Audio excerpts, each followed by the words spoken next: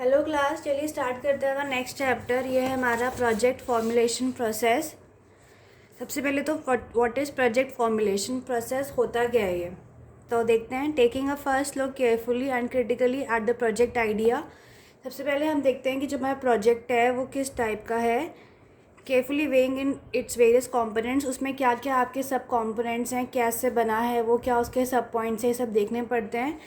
Analysing with assistance of specialist और consultant, जो हमें मिला है उसको हम एनालाइज कराते हैं, जो उस चीज़ का स्पेशलिस्ट होता है या उस चीज़ का कंसल्टेंट होता है, ताकि हमें बेहतर तरीके समझ आए कि ये हमारा प्रोजेक्ट किस बारे में है।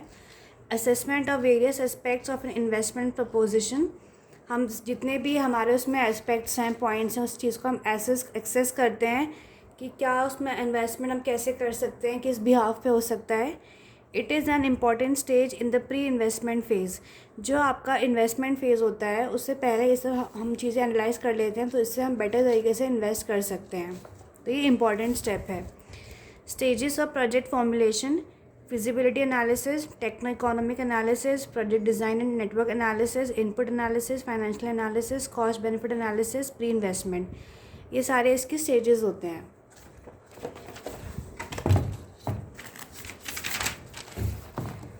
नेक्स्ट है आपका CPM and PERT as planning tools. PERT and CPM are techniques of project. ठीक है, ये PERT एंड CPM क्या होता है, प्रोजेक्ट की टेक्निक्स होती हैं।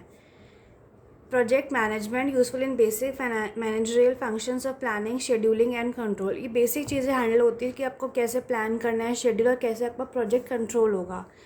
PERT की फुल फॉर्म होती है program evaluation and review technique. CPM की फुल फॉर्म है critical path method. The technique of PERT and CPM help greatly in completing the various jobs on schedule. जो technique है PERT और CPM की, वो help करता है कि हमें वेरियस जो हमारी जॉब है वो टाइम पे ख़त्म हो सके।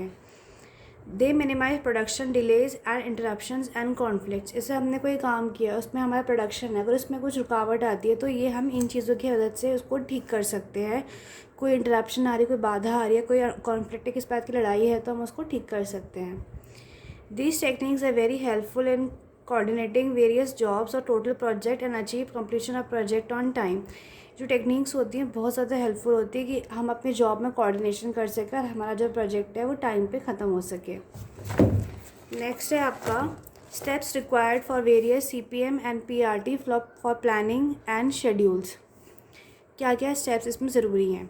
Each project consist of several independent jobs और एक्टिविटीज़, हर प्रोजेक्ट में अलग अलग तरह के जॉब होते हैं और एक्टिविटी होती है। ऑल दीज जॉब्स और activities must be separately listed, हमें सारी जॉब्स और एक्टिविटीज़ को अलग अलग तरीके से लिस्ट कर देना चाहिए। It is important to identify distinguish the various activities required for completion of project and list them separately. ये ज़रूरी होता है कि इसको हम आइडेंटिफाई कर सकें, अलग कर सकें हमारी क्या क्या एक्टिविटीज़ रिक्वायर है हमारे कम्प्लीशन के लिए प्रोजेक्ट का, और उसको हम अलग से लिख सकें। Once the list of various activities is ready, the order of the precedence for these jobs has to be determined. एक बार हम सारी एक्टिविटीज़ तय कर ले कि हमें कौन कौन सी करनी है, तो हम उसी हिसाब से अपनी जॉब को कर सकते हैं और जितने भी ऑर्डर जो प्रोसीजर है वो हम फॉलो कर सकते हैं। Many jobs may be done simultaneously and certain jobs will be dependent upon the successful completion of other jobs. बहुत सारी जॉब्स हम साथ साथ कर सकते हैं और कुछ जॉब ऐसी होती है कि जो तभी स्टार्ट हो सकती है जब हमारा पहले वाला काम हो जाए। All this relationship between the various jobs have to be clearly laid down, कि जो भी हमें जॉब जिस तरह से भी करनी है या एक ख़त्म होने के बाद दूसरी स्टार्ट करनी है, इसे हमें पहले से निर्धारित कर लेना चाहिए।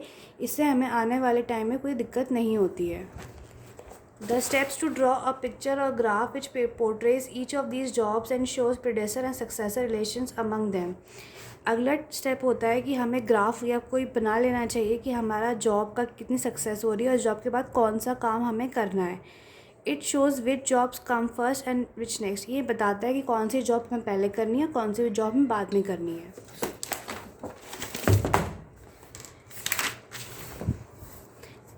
It also shows the time required for completion of various jobs. This is known as project graph और arrow graph. इससे हमें ये पता चलता है कि हमारा कौन सा काम, इससे हमें ये पता चलता है कि हमें कितना टाइम लगेगा कितने काम में, तो हमें ग्राफ से पता चल जाता है।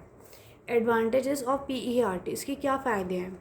It compels manager to plan their project critically and analyse all the factors affecting the progress of the plan. ये मैनेजर्स को फोर्स करता है कि हम अपना प्रोजेक्ट बहुत ध्यान से और एनालाइज करके बनाएं, जिससे हमारा जो प्रोग्रेस है प्लान की, बिल्कुल प्लान के हिसाब से हो, कोई इसमें रुकावट ना आए।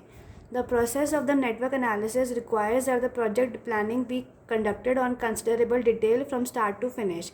इस प्रोसेस से क्या होता है कि हमारा जो काम होता है बहुत ही बारीकी से हम लोग करते हैं, स्टार्टिंग से लेके फिनिश तक, जिससे हमारा जितने भी चीज़ें हैं कोई भी परेशानी आने से हम बच जाते हैं, क्योंकि हमारा जो डिटेलिंग करी है वो बहुत ध्यान से करी है हमने।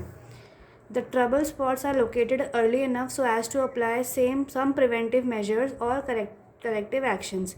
हम जो चीज़ें प्लान करते हैं तो हमें पता होता है कि हमें यहाँ पे दिक्कत आएगी, तो उसी हिसाब से या तो हम उसको कोई दूसरा प्लान बना लेते हैं या फिर उसको अवॉइड करने के लिए पहले से ही प्रिवेंटिव मेजर्स हम ले लेते हैं, मतलब सावधानी बरत लेते हैं।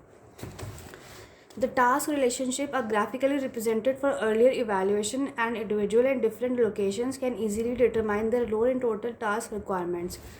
जो हमने टास्क को अलाउ दिया है लोगों को, तो हम उसको ग्राफिकली रिप्रेजेंट कर सकते हैं, और जितना भी हमारा प्रोग्रेस हुआ है और कितना काम हुआ है हम उसको हम इवैल्यूएट कर सकते हैं, यानी कि बीच बीच में उसकी प्रोग्रेस हम चेक कर सकते हैं, क्योंकि हमारा काम एकदम बारीकी से तय हो रखा है। It results in improved communication. The network provides a common ground for various parties such as designers, contractors, project manager, etc. And they must all understand each other's role and contribution. ये पूरा network बन जाता है जिसमें हमारे designer होते हैं, contractors होते हैं, मैनेजर होते हैं, इन सब के बीच में एक नेटवर्क बन जाता है, जिससे क्या होता है कि हम एक दूसरे का रोल समझ जाते हैं बेहतर तरीके से और अपने अपने उसकी तरफ से कॉन्ट्रीब्यूशन कर सकते हैं। लिमिटेशंस ऑफ PERT की क्या लिमिटेशंस हैं? Uncertainty about the estimate of the time and resources, these must be assumed and good result can only be as good as assumptions. हमने जो सारी चीज़ें ग्राफ में प्लॉट कर दी हैं, तो ये सारा हमारा थ्योरेटिकल है। अब प्रैक्टिकल में वो कितना इम्प्लाई होता है, ये थोड़ा सा इसमें दिक्कत आ जाती है कभी कभी, क्योंकि हमें कभी कभी ये नहीं पता चलता है कि कितना टाइम और रिसोर्सेज हमारे इसमें लग गई हैं, क्योंकि हमने सारा अज्यूम करा है। ये सब का प्रैक्टिकल में और एजम्पशन में फ़र्क आ जाता है। द कॉस्ट में भी higher than the conventional methods of planning and control.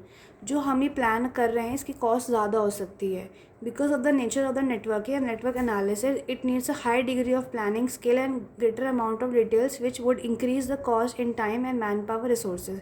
क्योंकि हमने बहुत ज़्यादा नेटवर्किंग और नेटवर्क एनालिसिस किया है, तो हमें इसमें बहुत ज़्यादा हाई डिग्री ऑफ प्लानिंग करनी पड़ती है और बहुत ज़्यादा डिटेल्स में काम करना पड़ता है, जिसकी वजह से हमारा प्रोजेक्ट की जो कॉस्ट है वो बढ़ सकती है और हमारी जो रिसोर्सेज ना वो भी बढ़ सकती हैं, इससे थोड़ा महंगा हो जाता है ये। It is not possible for simple process. Simple process के लिए हमें इतनी डिटेल की ज़रूरत नहीं होती है, ये इसकी लिमिटेशंस हैं। ठीक है क्लास।